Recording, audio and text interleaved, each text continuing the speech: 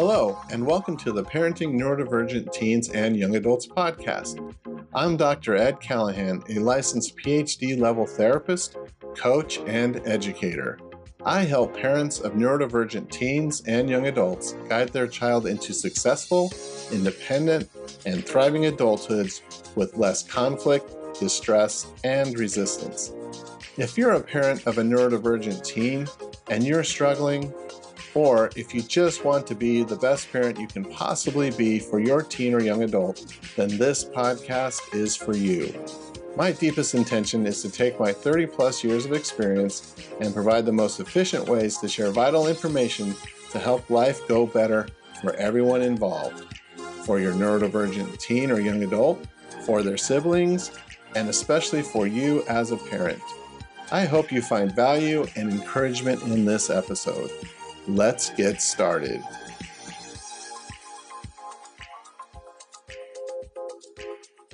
Welcome, everybody, to another podcast. Today, I have joining me again, Shari Murray, who has done a podcast with me in the past. And let me just turn it over to you, Shari, to give a really quick introduction of yourself, and we can go from there. Right. Again, my name is Shari Murray. Ed and I have worked together for like 12 years now. I am both a professional that works with families with kids on the spectrum and other neurodivergency titles. I never know what to call that.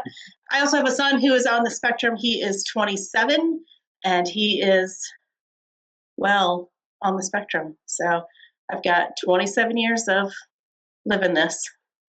Yep, that amazing combination of both personal experience and personal parenting experience, and also professional training behind that, and specializing in working with neurodivergence and parents and families of neurodivergent kids. So what an amazing combination. So I always value your experience for that really strong combination of professional and personal experience. So thank you for joining me again. Certainly, my pleasure. So today we were thinking to revisit that idea of exit strategies, or a version of front loading.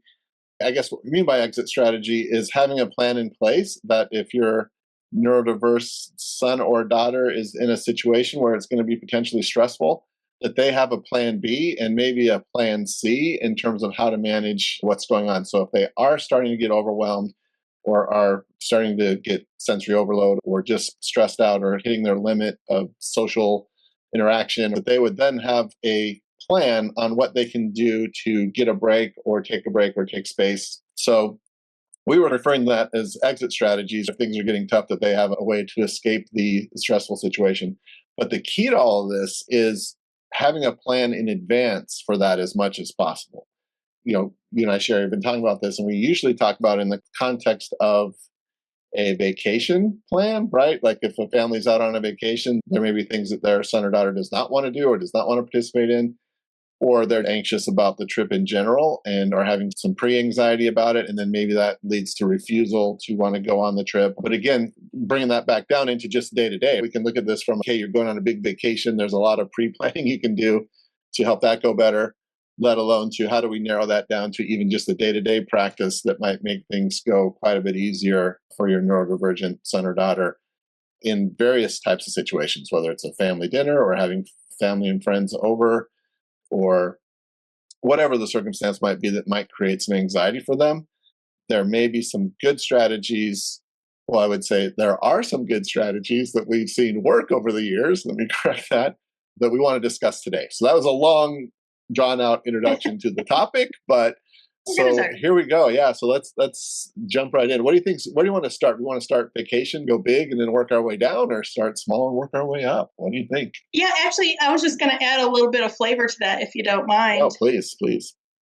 You know, I think what's really helpful about the exit strategy, beyond just providing this space for your kid to go to, is it also pushes parents to pre-plan themselves.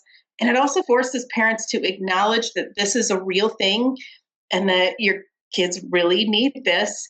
And it's not just manipulation, and it's not just, I'm trying to get out of stuff. It really forces parents to shift their own mindset into, you know, hey, going to grandma's house isn't that big a deal for them, but maybe it is for your kid, and having to recognize that and have those conversations, I think is a secret benefit, if you will, to thinking about exit strategies. Right. That idea of, like, say, maybe a simple, you use the example of like going to a grandparent's house, like a family dinner or just a regular family thing that you do. It's easy for parents to get in that mindset of they're just being resistant. Like they just want to stay and play video games. They don't want to go do this family thing. They don't want to participate in the family activity. But it may be more that there are things about that that are anxious for your son or daughter, that if you as a parent can recognize that and validate it, and then try to find a solution that works to not necessarily let them off the hook completely, although sometimes that's the right thing to do. Maybe it's just going to be a rough day and it would be better to not take them on that trip to grandma's or whatever. But to try to find a way to work together to make that comfortable or comfortable enough. And that might mean finding some compromises between, and again, we just go right into that as an example. If they're at grandma's house and the aunts and uncles are there or cousins or whatever, and maybe it's a socially noisy or socially intensive situation, that they would have a space planned out that they could take a break to go to. Like parents may say, hey, we expect you to sit down for dinner, and that's a whole other discussion about the food and how to manage the food, right? But assuming that it's a whole other podcast plan about that, yes, again, everything we talk about could be a whole nother podcast. Right? Another podcast, yes. So have patience with us. Over the next 30 or 40 years, maybe we'll cover most of the topics. We'll get all of the topics out.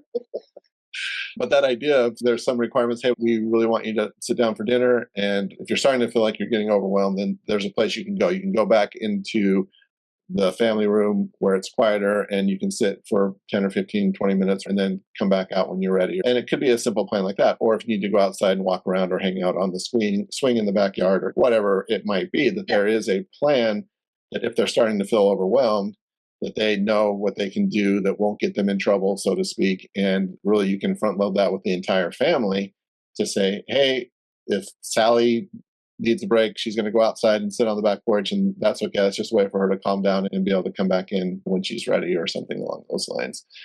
I was just going to say, I like that you added that point about telling the rest of the family. I know from I'm working with a family, a very large family, and their regular weekend thing was a large family lunch. And it was just so much for this kid. And I happened to be there for one of them, and then he went outside, and then I could coach the rest of the family through. They're like, we should go out there and talk to him. I'm like, no, that's exactly what he doesn't want you to do. Again, that's the part that's overwhelming him, is everybody talking to him. And I'm like, just give him space. He'll come back when he's ready, and you guys have to be okay with that. It's not personal. It's not anything. It's just being peppered with questions, even though they're well-intentioned and everyone loves this kid, and it's just too much. So yeah, and that's one of those kind of, again, the reverse opposite of what neurotypical reaction may be. Like, oh, they're having a hard time, let me go sit down and talk to them.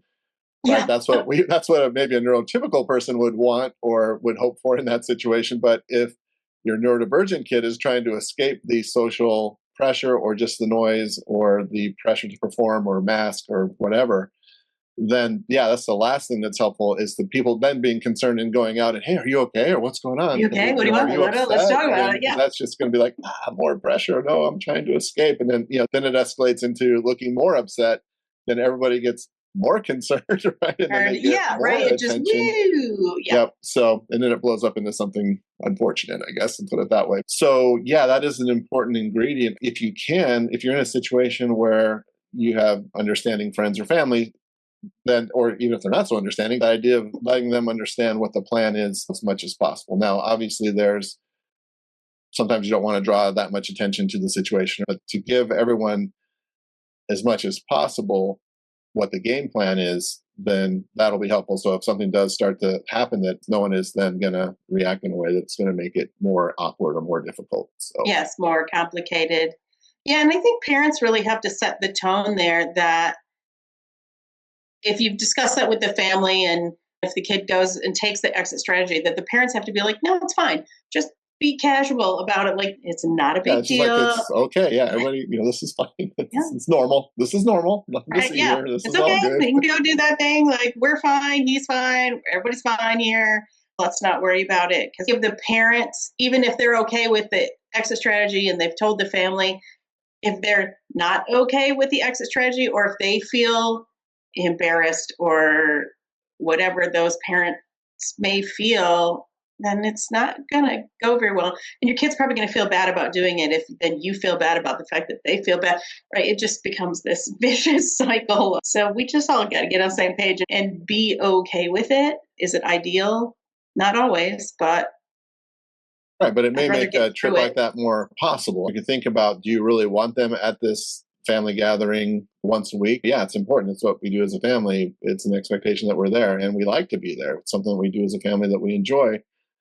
But if you make that hard or you don't get the right accommodations in there, Yeah. then what happens is it becomes a negative experience, and then your son or daughter won't want to go, or they're going to go already primed up to have a problem or have a challenge there. So again, as a Yeah. parent, you might think about that. There's trade-offs for sure, like maybe this taking space, or maybe he or she will go isolate for 30 minutes or an hour, but they're able to be there, right? So it's like, hey, there's a win in that, and it makes it more comfortable for them to go. They're more willing to go in the future, and it doesn't hold the whole family hostage. Like they can still go do this gathering and not feel like somebody has to stay back at home with their son or daughter because they can't handle being there or they're refusing to go. So hopefully the reward at some level for that level of accommodation is the ability to do the thing that you want to do as a family. Yeah. And it's kind of giving up that, I don't want to call it a dream, but I mean, when you have a kid on the spectrum or with any sort of neurodivergency, things aren't going to be neurotypical because your kid's not neurotypical. You're not going to have typical family. Well, you can, but not everything's going to be typical. And you're going to let that piece go too, that, hey, we're going to be there, but we're going to do it in a little different way. And that's got to be fine with everybody. What's the most important thing? That they're there, or that they're there and they do it in some pre-assigned manner. Right. Some culturally normative way or something Yes. like that. And again, that goes back to understanding neurodiversity, having a thorough understanding of what it means as a parent. And then not only that, tailoring it to your specific son or daughter and what Yeah. their specific needs are. And then again, trying to rally all the troops around, family, friends, whatever, to understand that, educate them as well. So it is a lot to put on parents, right? But like any other kind of, I hate to use the word like disability, but obviously it is at some level, or at least it's not fitting into normative cultural things. But that idea of you're going to be on a different track, and that's okay, and help other people understand that as much as possible, but without over divulging about your son or daughter that they may not be comfortable with you sharing it so much. But So super overwhelmed by all you. Yeah, we don't. yeah. Right? It's just, hey, they're gonna go have some quiet over there. Like, Yeah. You don't have to divulge all the secrets there. It's just Right, for sure. Yeah. So again, depending on what level of insider information is important, but generally speaking, if it is something like that, some level of insider information is good, right? Like some front loading for the family absolutely. is important. But again, I go down rabbit holes of how I can start thinking about all the complications of over divulging versus under divulging and all that, right? But so you'll have to take the temperature of the situation yourself and know a little bit about how the family might respond, or if it's a group of friends or whatever, just trying to figure out all that kind of stuff. But in the hopes of not overcomplicating it, let's take a step back and say, talk it over with your son or daughter, give them as much notice as is appropriate for them that this event is going to happen, and then strategize with them about, hey, if you are starting to feel overwhelmed, or find out about what part of that might be overwhelming for them, if they have that kind of insight into what is difficult for them in that situation. And some kids will have insight and some kids won't, but the idea is to try to have a collaborative kind of conversation with them about, how do we make this situation go better for you, and let's make a plan, and let's have an exit strategy for you. And as a parent, figure out how much of that information to divulge in advance to the rest of the people involved in that situation. Yeah. It's interesting. My son was diagnosed when he was like 2.5, 3. So we've always been doing this. I know it feels a lot different for families when their kid gets diagnosed a lot later in life, because it's a huge adjustment for everyone to get on board with that. But I know for us, I'm just going to use my own personal experience here, because everyone has a certain level of awareness of my son and how his autism expresses itself. We're now to the point where the places we go and the people that we're with, for the most part, kind of automatically just create that space for him. I know when we go to my mom's house, my son just kind of takes over this bedroom. That's just his space. And my mom makes sure it's all set up for him, it's all arranged. And everyone just already knows, or will ask, what kind of space does he need, or where should we allow him to go? Like, what's good? So I think when that family just has enough awareness, then they'll start to treat it as a very normal part of, hey, that's what this kid needs. And you'd mentioned like other types of disabilities. It would be no different than if your child needed a wheelchair, right? You would kind of advance out and say, oh, are there the ramps that my kid needs? Or make all those accommodations in place. This is really no different. And Right. Sometimes it's a little bit more hidden, or it shows up in social, emotional ways, and that's where it gets right. It's not trickier, such the physical space, but right. Yeah. But you gotta think a little. Yeah, and I think, like you're plan it out. saying, for the parents, I think where parents get kind of snuck up on by this a lot of times is if the real autism and or attention deficit, the neurodivergent symptoms start to show up in adolescence, like usually it's that end of middle school into high school, where beforehand they seemed articulate, they were interested, they were bright, and they were fun to talk to and all that kind of stuff. Then all of a sudden this social pressure thing starts showing up, and then it feels like something's dramatically changed, and they just think their kid is now an oppositional teenager who is way too into video games or something like that, or cosplay. And I think that's the hardest part sometimes, is when parents have given meaning to those behaviors that isn't the diagnosis. When you're assuming that they're just being a jerk, or they just don't care, or they're addicted to their video games. And if you've already had that labeling of all those things, it's really hard to then shift and to think about it in a, no, this has nothing to do with defiance or willfully being disobedient, which is probably defiance, but that it's part of who they are. And I think understanding not just whatever diagnosis your kid has, but your kid's version of that diagnosis is so critical here, because that informs then what are situations that we're likely going to come up with that they're going to need this exit strategy. You're going to have a sense of then what to then make the exit strategy the more you understand, because every kid doesn't have the same need and they don't have the same recovery way.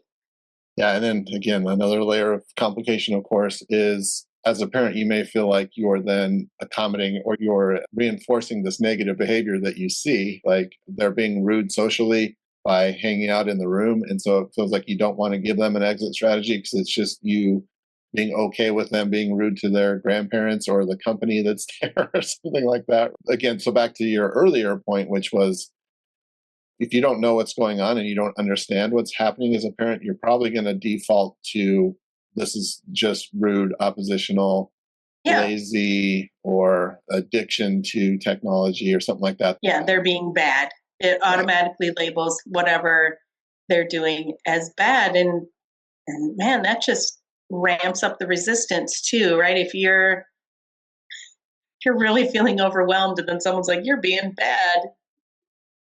Yeah, because you're already doesn't really bring the temperature down there. Yeah, because they're already getting to their fight, flight, freeze, or fawn response. And then if you start criticizing them or shaming them for not being social or for not wanting to talk to their friends who came over or not wanting to be nice to grandpa or something like that, right? Then it just adds that next level of overwhelm. So it's likely to go into a meltdown, right? The more of that kind of approach you take, or I'm going to take your phone away. If you're going to go sit in this room and be on your phone, then I'm going to take it away. So therefore you'll go back out and be social all of a sudden, right? Yes, you'll just No. Can I take us on a wee little tangent here? Yeah, please do. Why not? It'll be another podcast. It'll just spur another one. This idea of social, I remember years and years ago, I went to one of those huge autism conferences. That time I went as a parent. I wasn't remotely thinking in the professional sense. I was just pure parent there. And I attended one of the breakout sessions, and it ended up being way more influential in my professional life because my son doesn't care about being social. He doesn't care about having friends. But that concept that parents of neurodivergent kids have to understand that their social looks different. And sometimes just being in the same room alongside other people is as social as they can do. And I can't begin to tell you how many times, and I'm sure you have too, the family's like, well, they're not doing social the way I think they should, or the way I want them to, or the way I did when I loved hanging out with my friends. Great. Your son doesn't. Right. And that's okay. They get to define what their social looks like. And there's always limits around that. Like you said, we don't allow them to or encourage them to be rude, but they get to be who they are and they get to experience life the way that's meaningful for them. And just being in the same room may be enough. Just chatting with someone online may be enough socially for them. So sorry, that was just a wee little tangent. And I think we compare our childhoods to theirs, generationally, so many things have changed, right? Like there's so much more social interaction that happens online that's legitimate. I know sometimes it can feel like to us, it's artificial or it doesn't have the same meaning. But particularly to a kid who has a hard time with face-to-face stuff, then a lot of times the online community, whether that's, playing a game together, like video gaming together, or chatting, or in a Discord channel or something like that, where they can have a whole nother social credibility that they wouldn't have as easily in IRL, right? In real life or whatever. Yeah. So, and it's amazing the amount of parents that will talk about, hey, I can overhear my kid when he's gaming with his buddies. And man, sometimes those buddies are in completely different countries, but they're laughing, they're joking, they're doing all these kind of typical social things. And they're like, why can't they do that in real life? And I'm like, because there isn't when you're gaming with someone, you're going to just be talking about gaming. It's comfortable, it's predictable. It's right. Part of that, think about that's like if they were a really good basketball player, they'd be out at the park shooting hoops with their buddies and they'd be laughing and joking around and having a good time. It's just that they're not outside playing basketball. They're doing their game in a different format, in a different venue. It's just as legitimate. Yeah. Yeah, and it just reminds me of my younger son, he was a real gamer. And so, man, he was just laughing and having a good time. And sometimes they'd get frustrated with each other. But for the most part, my older son and I were like, I wish I had that much fun doing anything. You know what I mean? Doing anything, yes. I don't enjoy anything that much. Yeah. He was having a blast. And man, that sounds like some pure joy coming out of there. And in fairness to him, he had some of those friends that he knew from school, and some of them he has been friends with for his whole life that lived in other states and they've never met. So it's so interesting. But it was during long-term friendships. And again, you obviously have to be careful of the predators out there. But for the most part, those kind of relationships, I think, can be very meaningful and really helpful, particularly if the in-person stuff is really difficult. I think we obviously as parents still want to try to help them develop the social skills and the in-person skills, but it's way different than it used to be. And again, this is a different path. And maybe in some ways they're adapting to the future better than we are. Yeah, I think so. Yeah. Evolving in a way that may benefit them more than people who don't have that skill set. And it's interesting. I worked with another young man who his anxiety is just through the roof. He's afraid to go do anything, to leave the house, essentially. So he had a pretty rich online life. And the parents were a little worried because he probably was a little more susceptible to being bullied. But what we found with over time is him being allowed to have that space in his online socialness, that he developed a lot of really pretty impressive social skills. And I remember him telling me about, hey, this person was being mean to another person on their Discord server. And he's like, and I had to call him out. and say, hey, that's not how we talk to people. He ended up kicking that person off his server. Right. But he did it all in this like super appropriate way. He had a conversation with them. He said, hey, these are the rules here. This is how we treat each other. You can't be here if you can't do that. And that was a pretty impressive social skill. It wasn't anything we sat down and like, this is how you handle this. You just, over time, figured it out. Yes, that's cool. One of those things that, again, we don't want to, by default, undervalue those relationships, right? By default, we don't want to do that. We still want to be careful that they're hanging out with the right, quote unquote, good influences and stuff like that as much as possible. But at the same time, don't by default assume that that's bad or that's a problem of some kind, because it could be really the primary source of social interaction. And maybe that's all they need. You talked about sometimes sitting in the same room with somebody doing a little parallel play, so to speak, like you're on your phone, they're on theirs, and that's enough for them to be around another human being. And we're together. Like, what do you want from us? What do you mean? We spent time together, or like watching a movie or watching shows on TV. I mean, all that stuff is stuff that typical people do, parallel play sometimes, right? And maybe you talk about the show afterwards, and maybe that's an opportunity to do that. But at the same time, their social, we want to call it thermometer or social meter, can fill up really quick, really fast. And maybe that's all they need. Maybe a little dab will do them, and they don't need a whole intense hour social life. I remember me and my friends, we'd go roam the neighborhood and ride our bikes and do whatever. Watching TV was the default after everybody had to go home. Yeah, we weren't talking, we weren't interacting the whole time, right? You were just sitting around in your friend's basement watching whatever. Yeah, like we didn't do anything. And it's important to talk about because I think it can be a useful exit strategy. And I think parents are like, well, if they can go online and talk to a person they've never met, why can't they sit here and talk to grandma? And the explanation is because the guy that he's playing games with isn't going to ask him how school is and does he have a girlfriend, and are you going to get sports, a job? Yeah. Why don't you like sports? Why don't you do that? Right? I mean, the other world is way more predictable, right? He knows what his buddy's what they're going to talk about because they're going to talk about the game that they're playing, and that's super comfortable. He has some status, he has a knowledge base, he has some expertise or maybe some clout in that, knows what he's talking about, is comfortable. I mean, kind of like us, if we're talking to somebody who understands, kind of like you and I talking, like we can talk really easily because we have a lot of similar, right? Like we know a lot of, we know a lot of the same things, Yep. And I know for my son, that's the main reason. I mean, he's so funny because he loves it when people come over. And he has to come out and say hello to them, or if he's never met them, to who's that? But then he exits. He's had enough. He doesn't want you to come with him because the minute someone starts to ask him, "What are you doing? What do you like?" Blah, blah, he freaks out and he doesn't know how to answer those questions.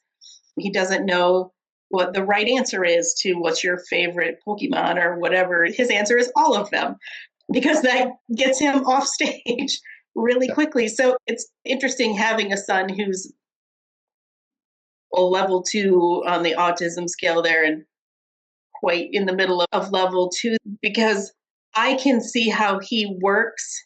And then I know that kids who may be level 1 probably have the exact same kind of emotional processes to that, but they have a little more social awareness to know that you're not just be like, okay, and then you just leave. Right. But they still have that, like, I'm freaked out now. I don't know what this random person, what Uncle Steve is going to ask me here. And they're worried about having the right answer or the correct answer or the socially appropriate answer. Or socially appropriate. Whatever Uncle Steve's looking for, like, what am I supposed to say here? Right. And they would love to just also step out. So we've got to give them that ability to step out and remind Uncle Steve, hey, chill. And something I saw a YouTube video, I have to dig this up, maybe post it somewhere on my website or something. It's like 20 questions that drive someone on the spectrum crazy or something like that. I was like, wow, this is awesome, because some of them drive me crazy. So, for sure. Like, what's your favorite food? Like right now or today? This week? It depends. I love a lot. So my answer is a lot. I like everything. Right? So, Yeah. but it's hard to be like, what's your favorite movie or what's your favorite song or what's your favorite kind of music? That kind of stuff Yeah. drives me What's your crazy favorite because the artist? options are so Yeah. huge. Yeah. And I'm like, I love a Yeah. lot of different music. You know what I mean? It's hard for me to Yeah. nail it down to one thing. So it is hard for me in those situations. I could probably come up with just a rote answer, you know what I mean? And then like mask that that's a hard question for me and pretend that I Yes, just that have I an have no answer, idea right? what a good answer is to that. Right. Yeah. Yep. And then trying to guess, is this person, are they more into country or are they more into rock? Or are they more into what Yeah, would like impress them the most? You know what I mean? And so what answer will offend them? Yeah, what do? rap, Actually, that's where we would be can all take offended a if I said lesson I from love the rap? Yeah, or hard speed metal or something? Are they going to be offended? I don't know. like But, death metal. Yeah. but yeah, so like those kind of questions are hard. And again, I think that idea of it's so much easier if you're asking, again, the whole nother podcast, how to ask questions, right? Like give them 2 or 3 options instead of wide open-end questions, because then their brain goes through all the details of processing, what we've talked about before as well.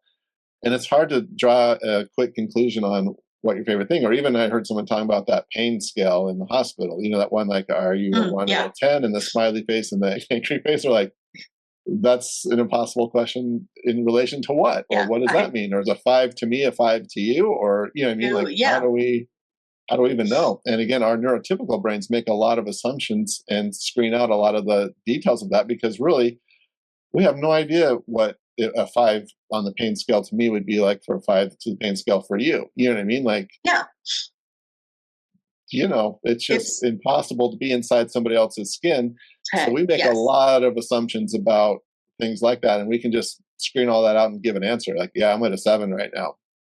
Okay, that's pretty tough. Let's throw a number at you. So right. And if it was you might be like, I'm at a 1. This is no problem at all. It's just a 1 for me. But how do we know, right? So, I know my nephews, my neurotypical nephews, my father-in-law, so their grandfather will ask them, you know, career-wise, what are they thinking?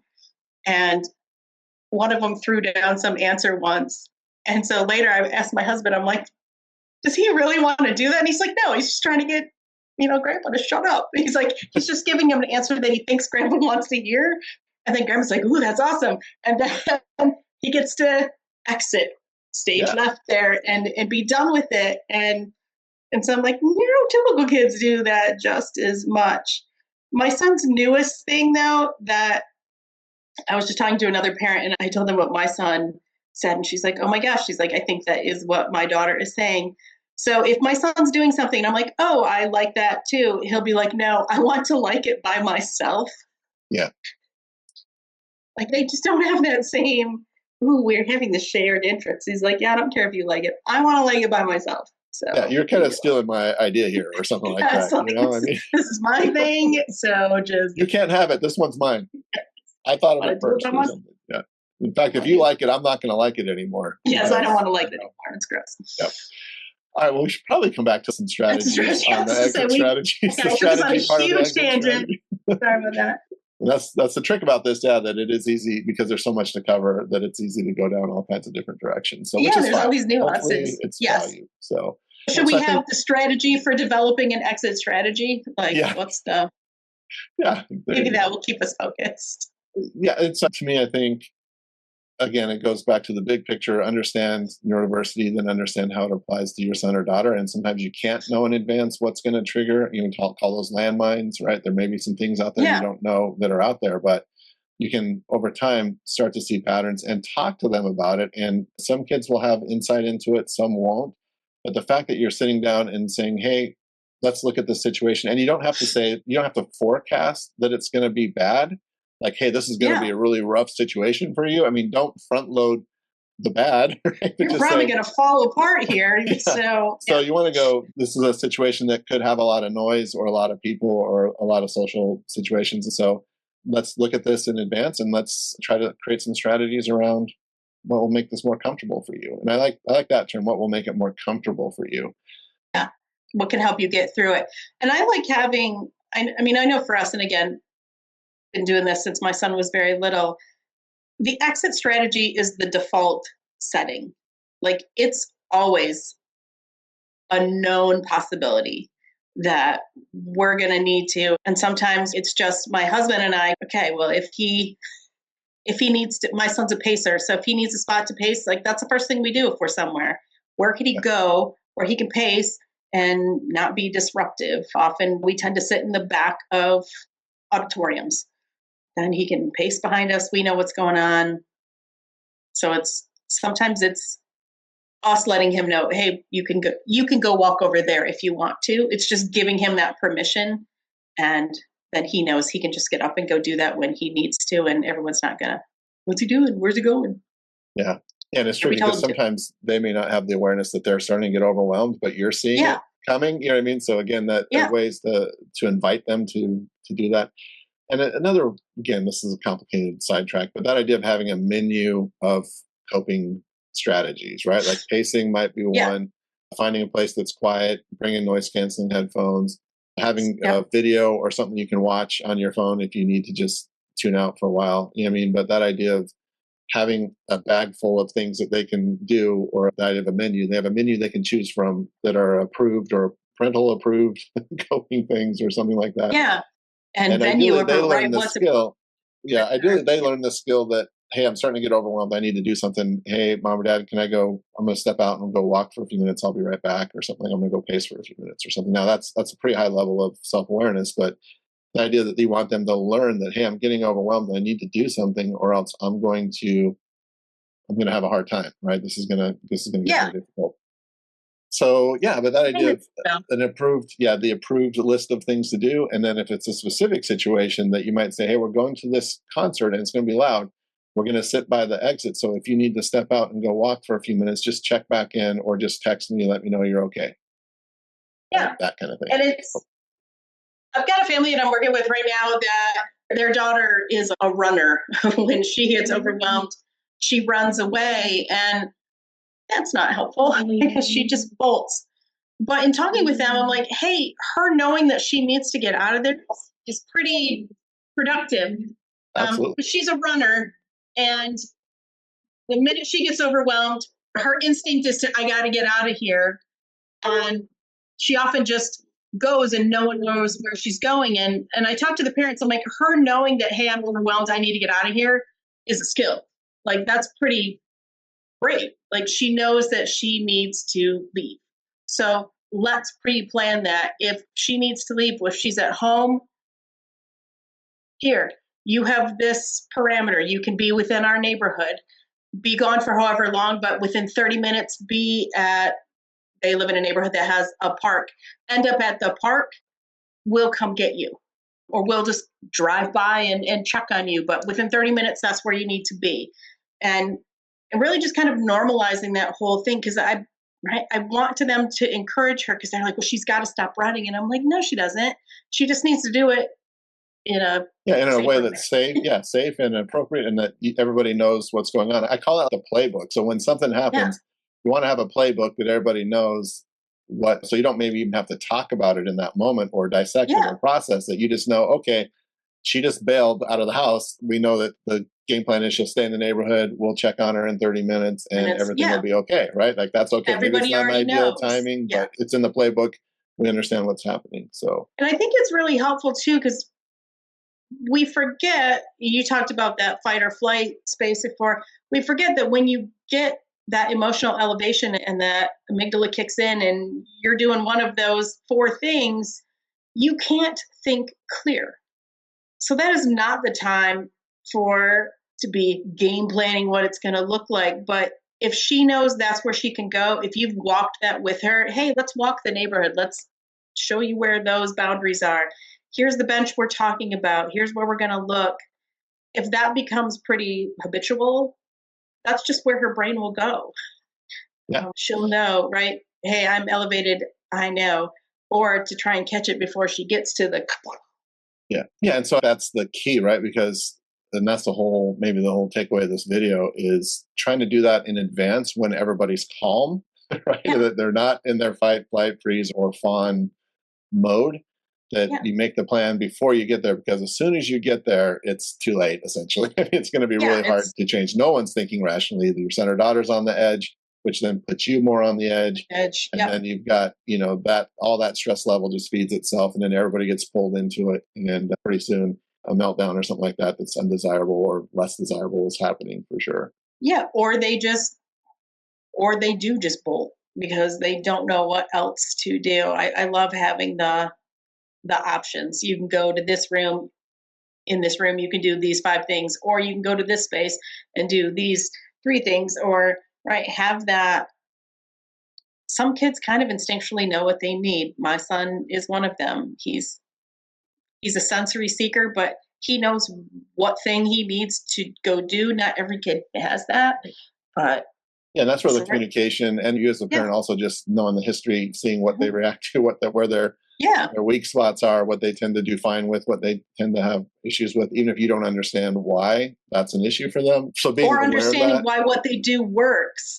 My son's pretty worked up, like really, he jumps on a trampoline. And I remember when he was younger and we had a trampoline in our house, and people are like, well, doesn't that get him all worked up? And I'm like, nope. I'm like, that's the thing that calms him down. It might not work for your kid, but this is what he needs to do. And I don't have to understand the how it works or the why it works. Just know that it works. Right. And get out of their way and let them do it. I Yeah, mean, and that, obviously you when see it's lots of safe that. and Right, exactly. Just so that's the main thing, that it's safe. It may not be socially normative or whatever, but if it works and it's yeah, not harming anybody, that's fine. I know, like parents, like with pacing back and forth in the house or something like that, right? They'll take a certain pattern and they'll just do the pattern over and over, like touch one wall, go back, touch the other wall, go back, touch the other wall, and they'll do that for like hours sometimes or whatever. Well, usually it's more like minutes, but yeah, I've heard families yes, like he'll do feels that like for an hours. hour if we let him do it. He'll do it for an hour. Yeah, I he'll mean, do it again, forever. like Yeah, is that okay as long as it's not getting in the way of something else? It's not causing any harm, and it's how they decompress from the day or do something, or if they're stressed out for some reason, that's what they can do to re-regulate. Then yes, we want to support that kind of thing, even if it seems unusual to us in our neurotypical points of view on that. So, yeah. I mean, my son is a mega stimmer, and he's really loud, and he jumps around, he flaps his hands, he does all the classics. But that being said, right, he pretty much has freedom to do that. But right, the other night he busts out at 11 o'clock at night and is in the backyard doing that. No, dude, you can't do that right now. It's too loud. You can jump, you can do whatever, or you can go into your space and do that. You just can't do it outside. So it's okay to put parameters on here's where it's okay, here's where it's not. He understands yeah. that. He's a And then little that mad, but menu, if one thing on yeah, the menu is not appropriate for this situation, then you have yeah. a couple other When it's things at that can. night, yeah, this isn't one of your options. You got to find something different to do. Yep. Yep, for sure. And stemming is one of those whole nother 20 podcasts. Yes. Stemming in the various ways it can show up and why it's important. And that again, it seems unusual to neurotypical people, but it can be really important to re-regulation and regulating emotional states for kids that are neurodivergent for sure. Yes. So And I also remind people what's one of the oldest kinds of chairs? The rocking a rocking chair. chair. If that isn't stimming, I don't know what is, right? That's Just socially acceptable it's version just of it, socially right? accepted form of stimming. Yeah, you're still rocking back and forth. That's pretty stimmy. I saw a video of someone equating the Peanuts, Charlie Brown, and showing that the kids were stimming all the time in that cartoon throughout. There's all kinds of neurodivergent stuff that flows through that whole cartoon series if you look at it differently now. But anyways, Linus had a blanket. No yeah, one cared.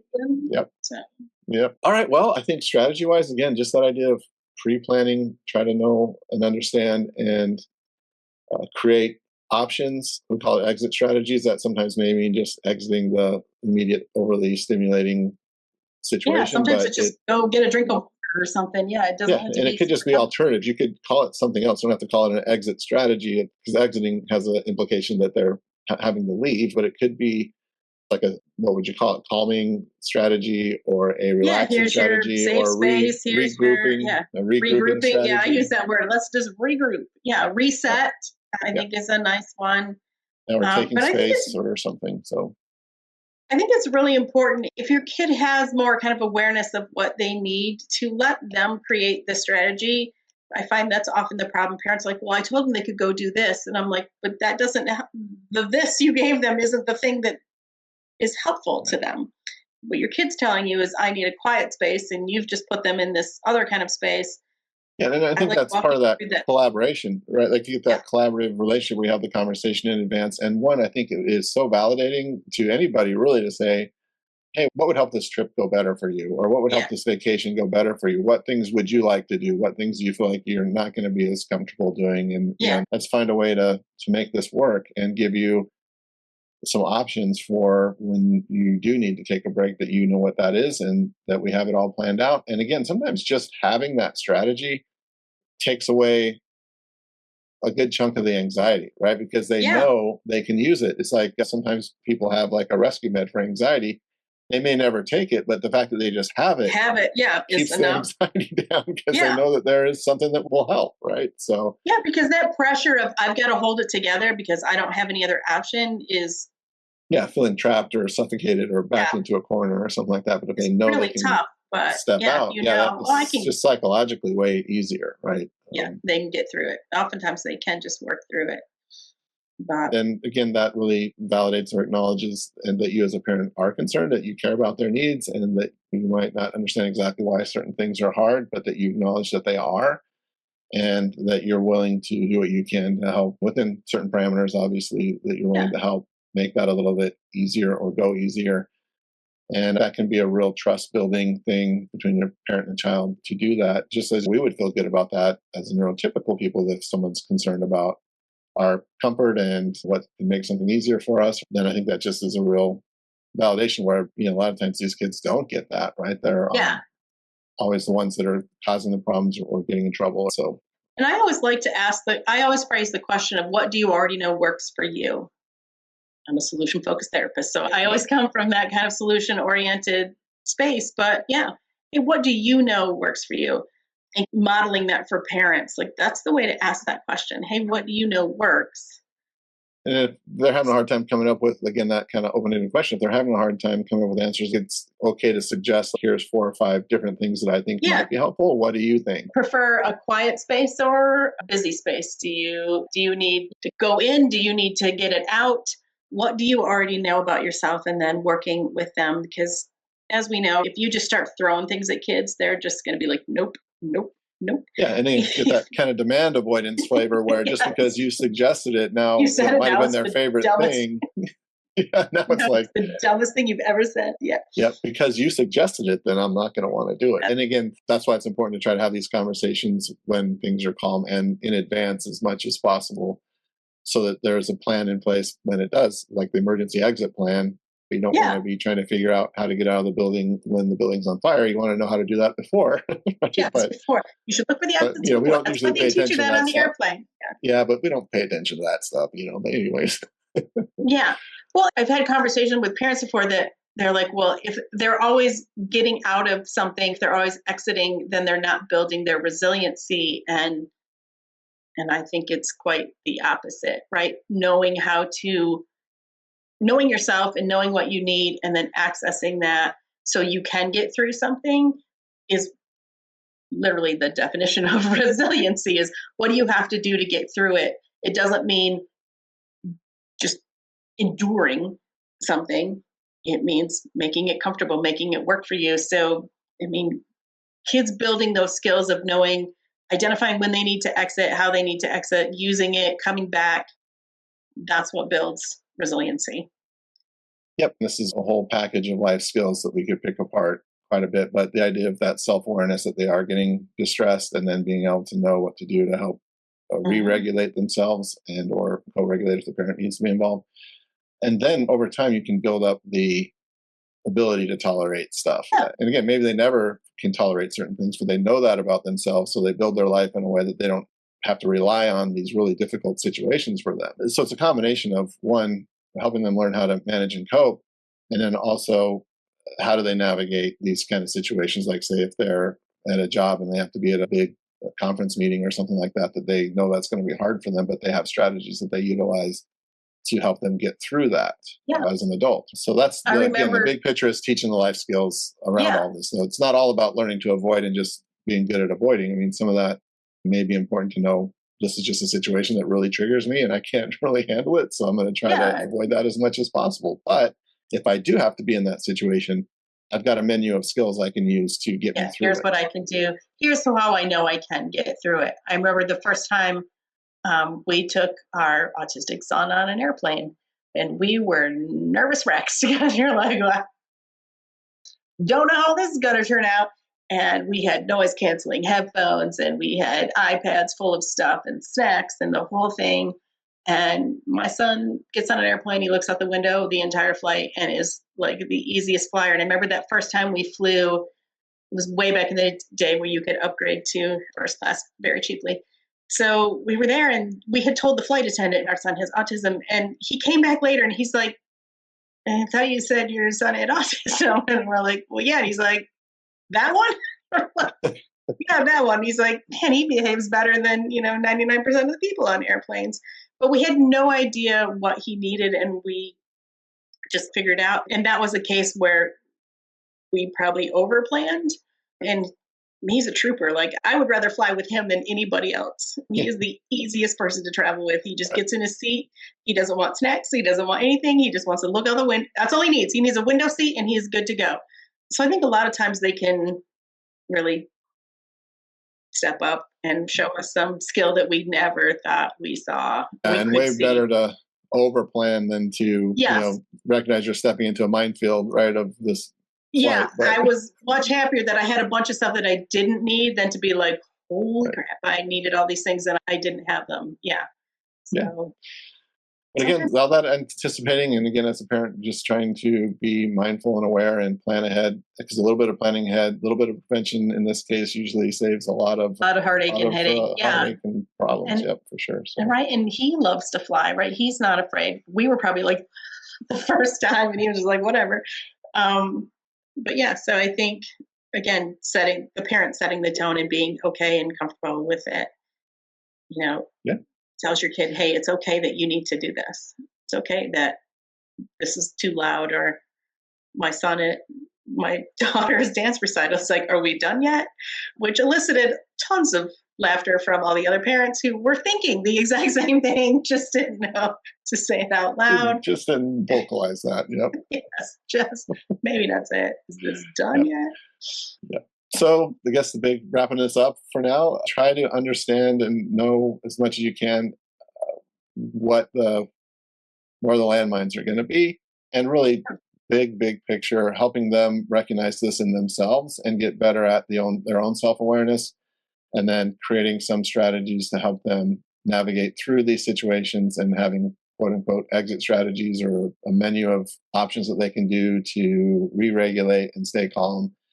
And again, I do think this is all important because as a parent, I see parents where they end up sacrificing so much of the things that they want to do, like on a vacation. Yeah, they never go anywhere. Yeah, they won't go, or they get there and all their tours are canceled because their kid's having a hard time. And I think that's where you need an exit strategy where the family can continue on doing the thing as much as possible.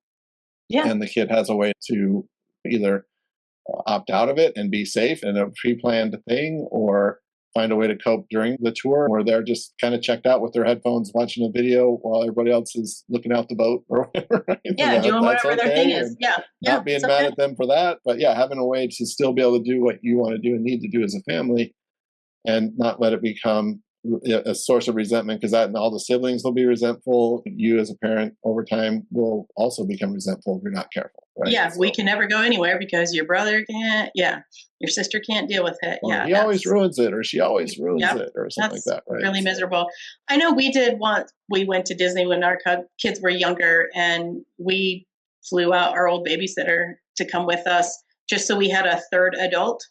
That if our son needed to not do what we were doing, right, there was a responsible adult who loved him dearly, who could stay with wherever he was, and then we could go do things with his sister, so she got to have the experience that she deserved as well.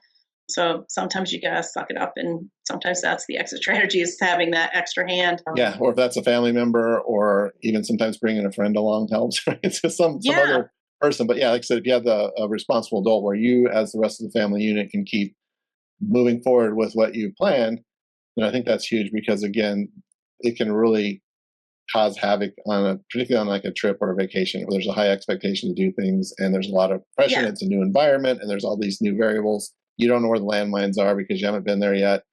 And so having an ability to have some sort of backup plan A, plan B, plan C, and act as if it's going to go well. But because you know it will. But don't be if surprised you have when to it do doesn't. plan B, if you have to do plan B, that's fine too. We'll just keep going, right? So yeah, and I think this is really, really important stuff. Yeah, important for a lot of reasons, for the health and safety of your son or daughter, for your sanity, for your parenting relationship, for the relationship with the siblings and the sibling with the neurodivergent kid. All these things are super important to pay attention to and have plans to work around so it doesn't become that your neurodivergent son or daughter is really calling all the shots, or you're scrambling to accommodate them in a way that prevents everyone else from being able to participate in family activities or vacations and stuff like that. So there are strategies and we can help with that. So please reach out if you have questions.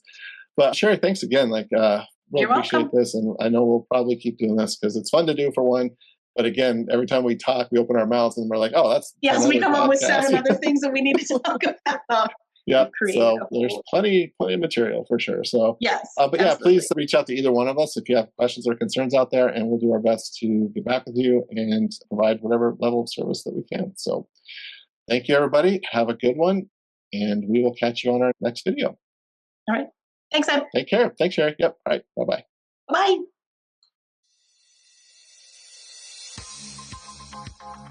Thank you for listening today. If you haven't yet, I strongly encourage you to watch my free training, From Chaos to Confidence, a new approach for parenting neurodivergent teens and young adults. It's a solid overview of 3 key aspects of parenting a neurodivergent teen that guide you in creating a calm environment with less conflict, distress, and resistance, where everyone can thrive. After you have finished the training, there's a link to schedule a meeting with me, Dr. Ed Callahan, to determine which level of support will be the best fit for your specific circumstances.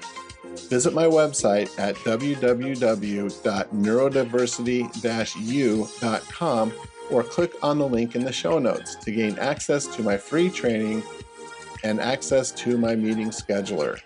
As with all my programs and content, this is for parent training and educational purposes only and does not represent therapy nor qualify as establishing a therapist-client relationship. Please like and subscribe and leave any questions, comments, or suggestions for future content in the comment section below. Thanks again for joining me. See you in the next episode.